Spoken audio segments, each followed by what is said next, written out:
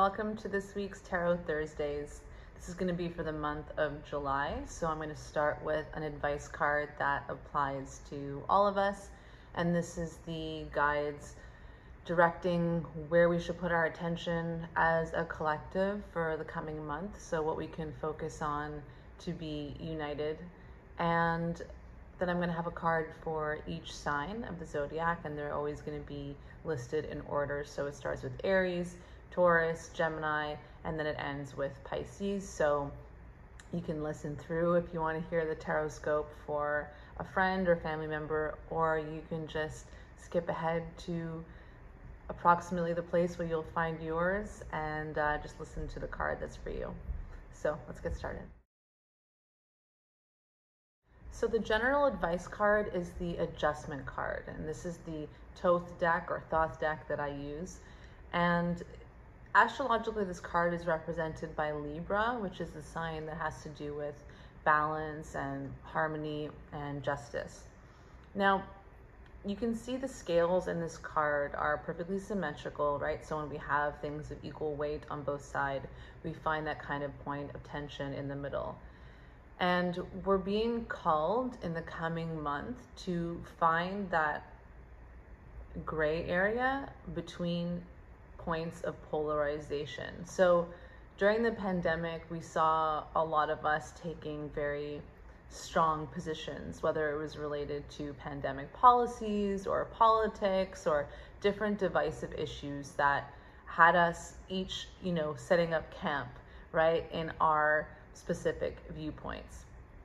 And some of us avoided discussions with loved ones so we wouldn't get into conflicts, but a lot of us became identified of what side are you on.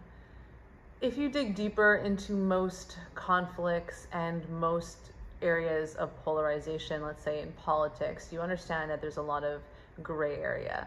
Sometimes conservatives are more leftist in their policies than the left might think that they are.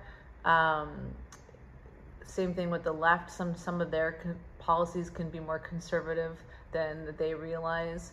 So these issues are really not black and white. And I think that the more we are capable of nuance and the more one becomes a genuine expert in an area, the more one realizes how complex a matter can be when looked at in their details and specific contexts. So when you are entering into dialogue with people, as the world opens up and you're going to have more and more contact with different kinds of individuals, try and have a spirit of curiosity in a conversation rather than going in, buttressed with your own arguments, prepared, almost like you have your, army base ready for battle. Go in a little less armed to the teeth and kind of put down your weapons and just sort of see, okay, we don't have to agree. We don't even have to get along. I don't need to understand the other person's position perfectly, but I can approach every interaction with the spirit of curiosity. And in that way, we can arrive at a healthy compromise, not one that's based on debasing our values and walking away from our integrity, but rather understanding that if we have a strong reaction to somebody else and their perspective, it's likely because we have something unresolved within us. And so by keeping this open mind and open heart while going into an interaction, we are much more likely actually to be objective and stay in that middle ground, like she's here balancing on the tip of a sword. It's that tightrope walk when we're in a conversation where we can really hear the other person and also really hear the nature of our reactions, or hopefully, intelligent responses. By not reacting too quickly, then, like an elastic band, we're not going to snap and hurt the wrist. We can sort of stretch and be flexible and really listen in a way that will make us respect ultimately ourselves more when we finish that conversation. Interestingly enough, we have the same card showing up for Aries as the general advice card. So this to me says that this point hits home extra strongly for you. And that might be a challenge for you because Libra, the astrological sign of this card, is the opposite from your sign of Aries. And that's because Aries tend to find strength in acting without overthinking and following a healthy impulse, whether that's passion or drive or ambition or being very high energy, very much in the physicality, in the body. Libra asks that you take a pause and consider the person in front of you. How are they going to respond to what you have to say? How might your actions be received by other people? So like I said, this is not a obvious step for an Aries to take. It's perhaps not always in their nature. One thing that would be interesting to find out for you is, what is your North Node in astrology? And you'll be hearing me talk more about that on Friday's video. But the North Node speaks to your soul's purpose in this lifetime. So what is the arc that your soul wants to make? What do you need to learn and grow into? What do you need to leave behind? So just because your sun sign is in Aries, it doesn't mean that we are fixed to our sun sign for our entire life. That represents our essence. And the North Node is, where are we being called to grow? So I'm only mentioning that because just because the Aries impulse is to act and to do and to be forward moving and courageous and brave like a warrior, it doesn't mean that you're not going to benefit from having some finesse and using some gentle language sometimes to communicate to people, and even perhaps considering someone's feelings before you take an action that might seem right to you, but actually may be harmful or inconsiderate or, even just disorienting to somebody else. So you might have your purposes best served by incorporating other people into your decision making and realizing that there's freedom in that kind of collaboration as well. Okay, Taurus, so we have the Princess of Wands for you. And, your earthy nature likes you to feel your feet on the ground and find stability. And as you can tell, this princess is not with her feet on the ground. She is flying up to the tip of the flame. So you're being called to let the wind lift you up onto your tippy toes a little bit. Allow yourself to fly kind of unfettered. This is not a time where you have to always return back to basics, to, okay, how can I find stability? What is the rational thing to do? What is maybe the right thing for my finances? And, I don't want to do anything that is too impulsive. And be impulsive, be spontaneous, find the freedom in being unhindered by your normal pragmatic approach to things. So this is a time for curiosity, wanderlust.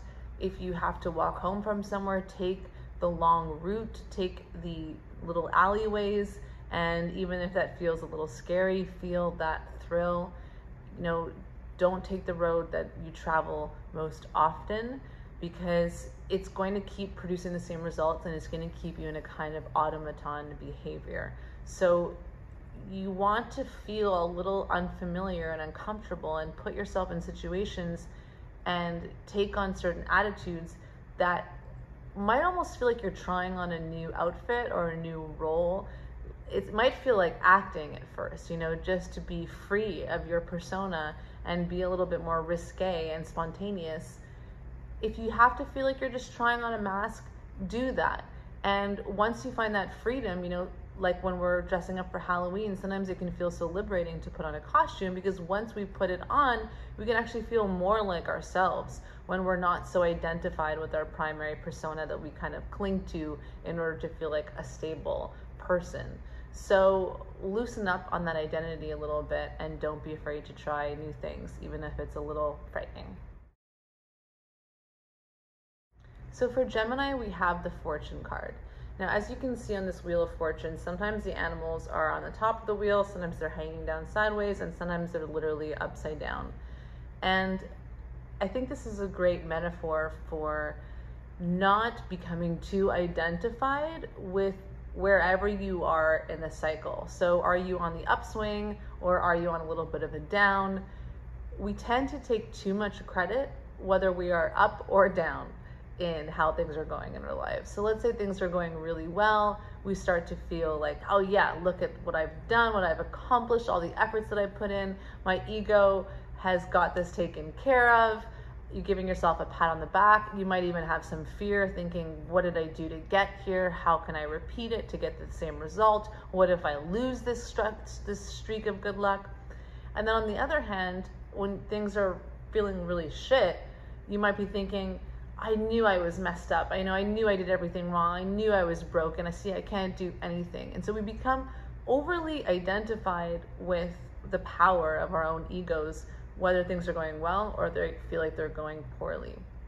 In reality, we have much less control than we think we do. And we're relatively consistent in what we want and what we're building towards and how we are evolving as people. And some days that really pays off and we can really see the results. And then on other days, it feels like we're kind of getting nowhere. But it's the same movement, it's the same momentum, depending on when we're judging it. So, if we looked at how we were in school based on our best day versus our worst day, we would think, wow, I was a really good student. I had a great time in school. Wow, I hated school. It wasn't for me, right? Where we are on a continuum of time will greatly affect our perception of ourselves and events. So just don't become too identified with where you are this month, Gemini. Just kind of flow with events and realize that what may seem like a disadvantage at certain moments might be leading you to the opportunity that you really crave. And what might feel like a victory that you just kind of want to hold on to might actually be a passageway to something better or more interesting down the line. So you shouldn't cling too tightly to the positive things nor the negative. It's all part of a kind of a flow that is in line with your destined evolution. So Cancer, it's pretty funny that you pull this card on your birthday month, because maybe, you shouldn't party too hard.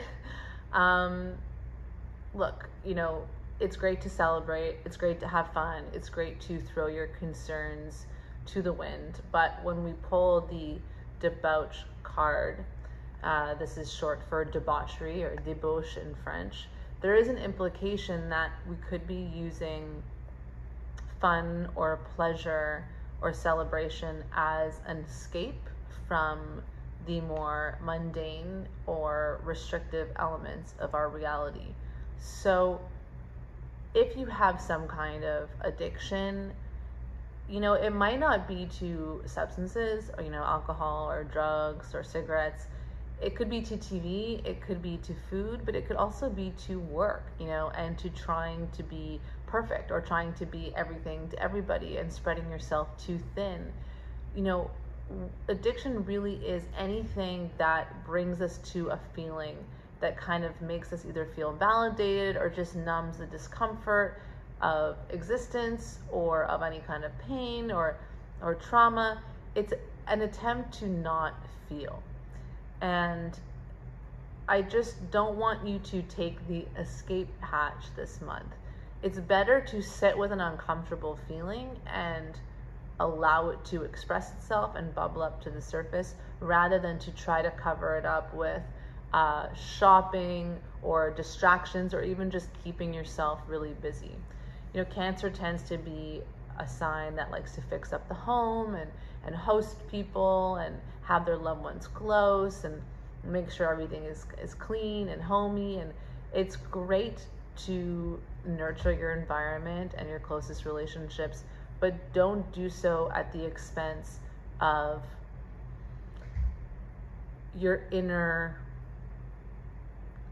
sanctity. Don't forget that ultimately your connection with yourself is what is going to make your life feel nourishing or not. No amount of items checked off on your to-do list, no amount of events scheduled into your calendar are going to allow you to feel like a worthy, full person. Only you can make yourself feel that way. And sometimes doing less and just being more will allow you to feel more abundant and plentiful and connected with your heart.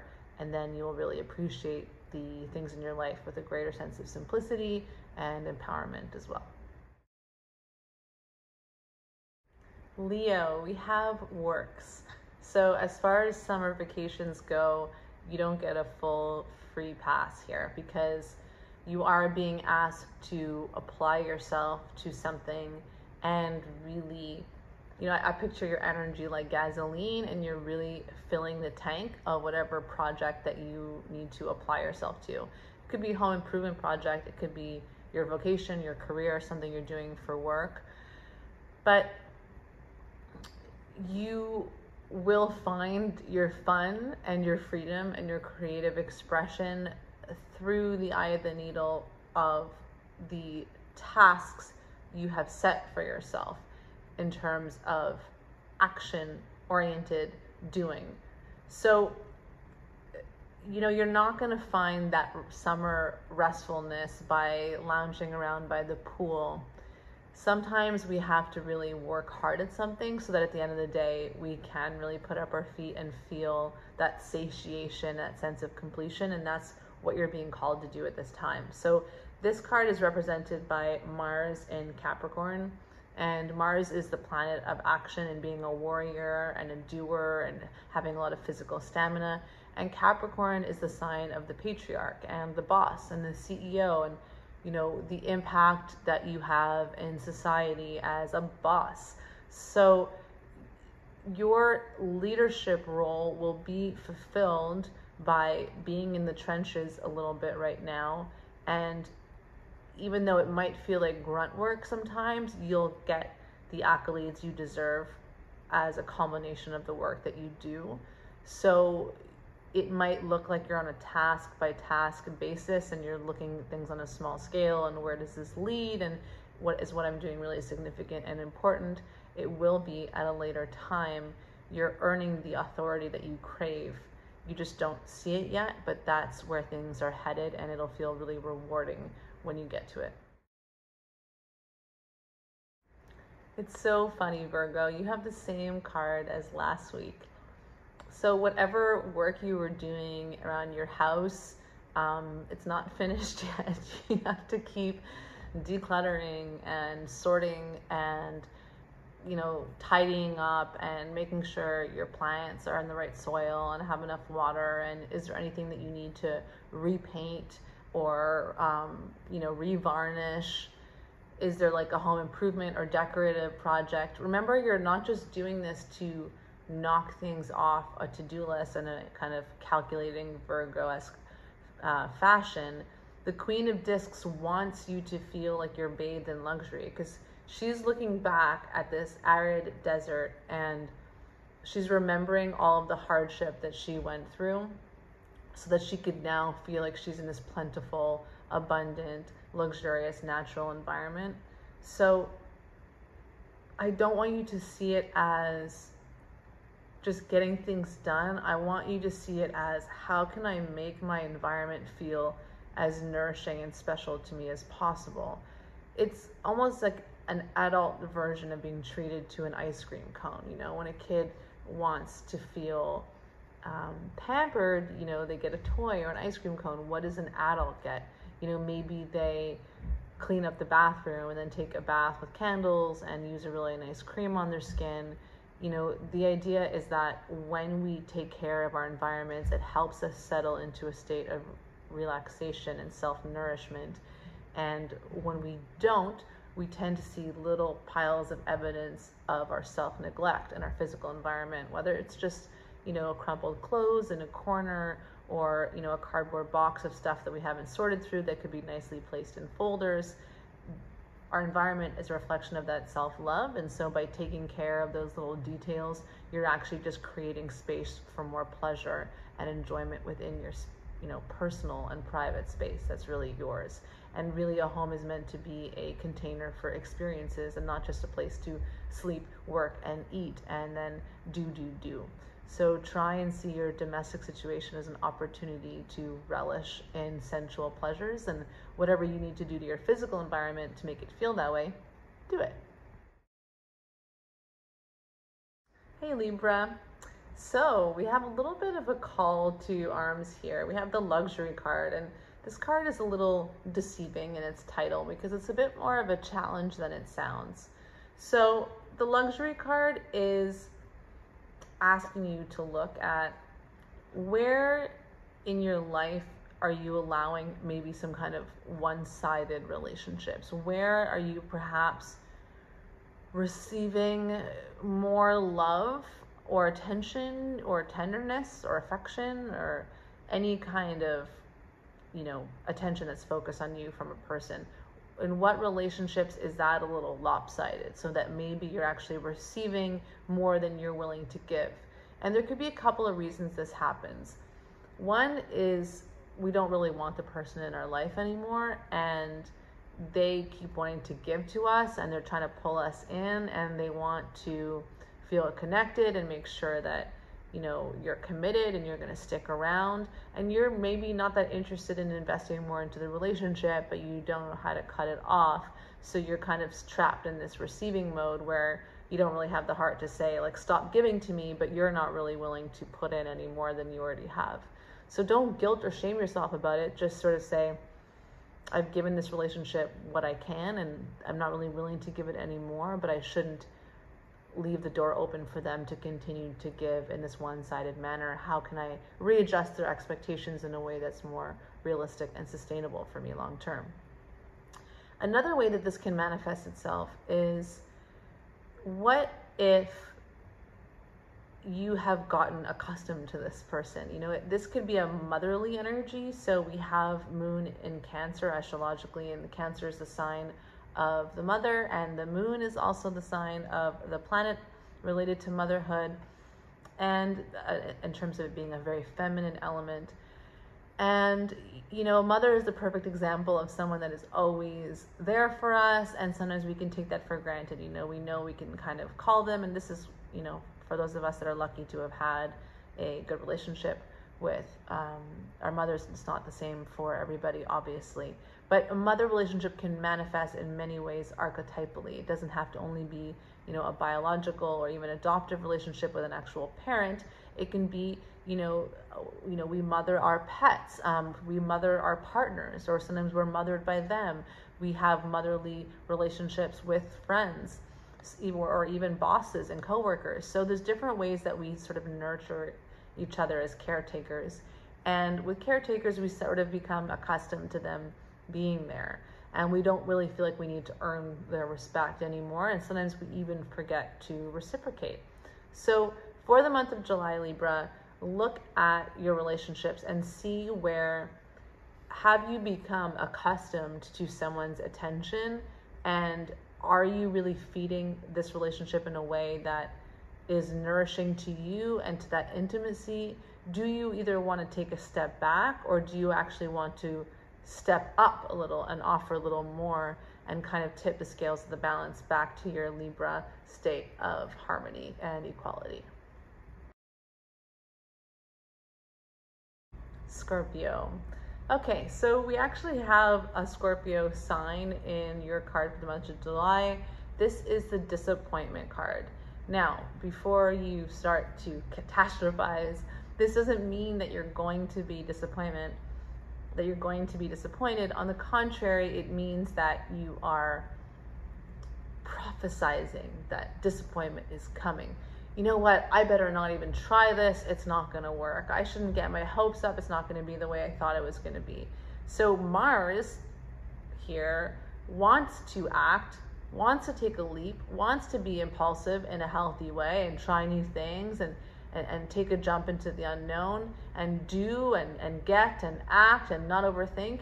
But Scorpio, which is subterranean and sometimes likes to lurk in the shadows of mystery and secrecy, is like, no, I would rather stay hidden, because if I don't do anything and I don't risk anything and I don't take a chance, that way I can't be disappointed. So my healer recently told me that I was being disappointed about the future. He said, how is that possible? It hasn't even existed yet. You're already mourning something that hasn't happened. You're mourning a possibility. And that is what is coming up for you right now. It's don't inhibit your action and your opportunities and your chances and your options. Don't limit yourself because you foresee that you could potentially be disappointed. If you're not living in a place where you could potentially be disappointed, you're not living enough. If we're not risking things not turning out the way we wanted, then we are literally hiding, from our lives and its potential. So on the contrary, embrace opportunities for disappointment, because they're also usually opportunities for wins and real rewards. And if you're in that place of taking a leap into the unknown, the divine has a better chance of throwing a net for you and showing what's meant for you.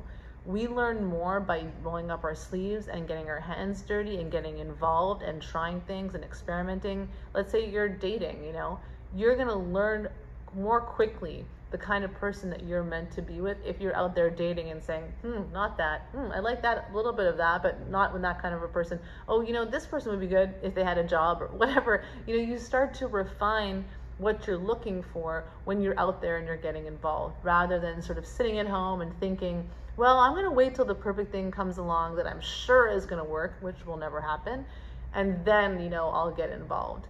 So by getting involved, you will more quickly learn what is meant for you, and the possibility for a disappointment will kind of decrease because you're more likely to align with your destined path and what's best for you, because you're going to learn what that is a little bit quicker than if you kind of stay on the sidelines and wait. Sagittarius, I think you'll be happy about this one. Last week I asked you to compromise and I knew you wouldn't like that very much. But pleasure, I think that's a little bit more up your alley. And it's Sun in Scorpio, so you get to allow that little sexual beast out of its cage, or at least imagine that that's happening. So this card is a water element. It's the Suit of Cups. And when we think of passion and lust and desire and sensual pleasures, we usually think of either the body, which is kind of the earth element, or we think of fire, which is what we associate with the drive and the passions that allow us to act and to pursue and to go after something. But here we're actually with the water element. And so in order for you to feel pleasure, you have to feel things. Right? Feel pleasure. It's not just something that you're doing or being, you're feeling it. And so the degree to which you are allowing yourself to exist in your emotions is the degree to which your sensations will be more sensitive and more pronounced and will allow you more pleasure. Where we allow ourselves to experience more pain, we also allow ourselves to experience more pleasure, which basically just means we're allowing ourselves to feel more anger, fear, opportunity, excitement. Those feelings can travel through us and they don't stick around. We don't feel things for longer than a couple of seconds or a minute. It eventually morphs into something else. But this is where mindfulness comes in. If you can get into what you're feeling while you're eating or sitting with friends or just feeling the breeze on your skin, these are practices that you can do by shifting your attention onto the sensations of your body and into the inner world of your heart and your soul. By noticing those inner and outer sensations, you're enhancing your ability for sensual pleasure. And it's going to bring you a lot of satisfaction. It's going to bring you into the moment and into the truth of what you want, what you're trying to build, and maybe even where you still have work to do, because you might actually be limiting yourself from pleasure in certain instances because you have a little block. And sometimes it's not about figuring out the block and trying to psychologize it to fix it. Sometimes it's just by feeling things more and by getting into the experience of each moment and what's happening in my body in different places, what's happening in my heart as I'm experiencing this moment. That's where the education comes in, and that's where those blocks can become dissolved. Hello, Capricorn. So for the month of July, we have the Defeat card. Now, this is not an eventuality that you are approaching. This is the construct of the mind. We're in the Swords suit, and that has to do with how we process information and analyze and come to certain mental conclusions by constructing images or projections or calculations of what could happen. So you're kind of anticipating defeat because your mind is working a little bit on overdrive. And this is Venus in Aquarius. So Aquarius is a little bit detached from their emotions, and they would rather think about the future and, be socially minded, be focused on being in a part of a group or a movement. It's very ideological. And Venus, just wants to love and connect and have intimacy. So these two forces are colliding a little bit in this card. And we see the pressure of these swords that they're pushing against each other at the center, and they're kind of buckling under that pressure. So is there a way that you can relieve some of this pressure, like lifting that little knob on the pressure cooker to let out some of the steam? Stop trying to think your way out of a box. If you find yourself in a corner in some kind of way and you're feeling blocked from the love that you're looking for, you don't need to outthink the problem. In fact, maybe even just stop seeing it as a problem. How can you take some pressure off of yourself? How can you lower some of these expectations so defeat doesn't feel like this thing that is looming over you? Because if we have an unrealistic set of expectations in ourselves, we have huge to-do lists, and I'm going to solve this, and this is my problem as a human being, and if I just take care of this, everything will be fine. If we set these really lofty ambitions for ourselves and we then can't meet them, of course we're going to feel like we failed. So can you simplify your expectations of yourself and make them much more small and mundane and manageable? If you were just to look at, okay, what is the next step for today? What is one thing that I can do today that will feel satisfying and meaningful for me? If that's easy to check off, then everything else that you do is gravy. It's extra. It's a bonus. And that is what I would like you to see it as. I want you to remove some things off of your plate, simplify your expectations, and reduce the things that you're demanding of yourself so that everything else becomes a bonus. And by doing that, you're going to be allowing more space in your heart and in your life. And that's where the love and connection can come fill in and sort of soften that Aquarian detachment that we see here that would prefer to stay in the mind and the calculations and the solutions to the algebra puzzle. You don't need to solve a puzzle. Just allow yourself to feel. Once you have satisfied your mind by doing that one task for the day, then allow yourself to settle back into the love of just being and connecting and the joy of your existence. So Aquarius, we have the Knight of Wands. This is just a powerful card. This is an accomplishing person or energy that you're incarnating this month. So I don't want you to apologize for feeling at the top of your game in a way. If you feel that your charm is flowing, that your confidence is growing, that the things that you're able to accomplish seems to be expanding, don't shrink or attempt to shrink back to the expectations that you used to have of yourself or the way other people used to see you and kind of put you in a box. You're really kind of breaking out of the molds you previously set for yourself. And look at this character, he's almost exceeding the boundaries of the frame of the card. The horse's hoof are right at the edge, and he's pulled up into this fire, and he's also got a wand of fire. This is the Wands card, and that fire reaches the other tip of the frame. So it's really like you're breaking through the previous shell that you were contained in, and it might feel a little scary. You might feel a little hot-headed, when we're usually like if we're learning something new, or we're really busy, or we're really involved in what we're doing, or in a project, or even when we're in love, you know, we're not like as hungry. We don't get tired. It's because we have that extra fire burning. That's maybe it's adrenaline or cortisol or whatever chemical reactions are happening, but we don't have that kind of lethargy that usually will keep us in a sort of mediocre state of our routines and our habits. So you are cracking open, and you can see that he has a kind of serpent-like skin on his armor, and that's the skins that you're shedding. So you're being stretched. It's giving you lots of energy. You don't need to make sense of what's happening in the light of the past. In July, allow yourself to be a different person by the end of the month than you were at the beginning. If you're interested in things that are kind of surprising you and you're moving in new directions, don't assume you know where that's going. Just kind of follow your nose. And if you're becoming a much more confident and assertive person than you thought you were, then maybe you don't know yourself as well as you thought you did. It's okay to see yourself in a new way and be like, maybe I really am this person, or at least I'm becoming this person, and I don't need to identify who I have been before, or maybe the insecurities that used to plague you that just don't really feel like they're yours anymore.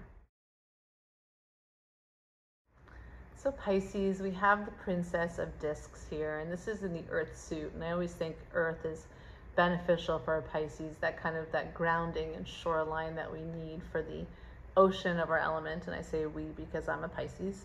So you can see that this figure, you might be able to see here, I'm not sure how clear it is for you, but she has a rounded belly, right? So she is a kind of mother in nature, nurturer, and she wants to be connected to the elements. You know, the texture of her fur coat blends in with the branches of the trees, and her wand extends right from the earth right up into the sky.